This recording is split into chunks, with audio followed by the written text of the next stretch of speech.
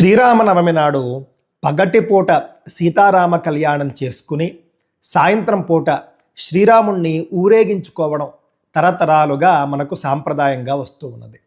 ఇందులో భాగంగా ఈ సంవత్సరం మార్చి 27వ తేదీ శ్రీరామనవమి వచ్చిందండి.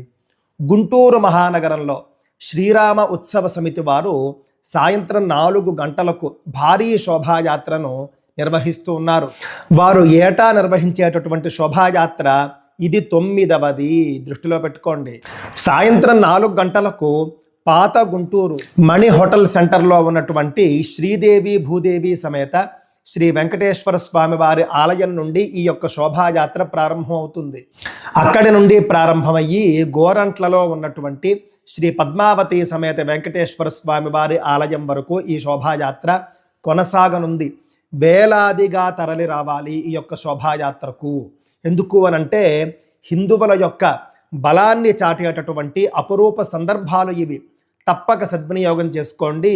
శ్రీరాముడి యొక్క మరియు హనుమంతుని యొక్క ఆశీస్సులు పొందే ప్రయత్నం చేయండి.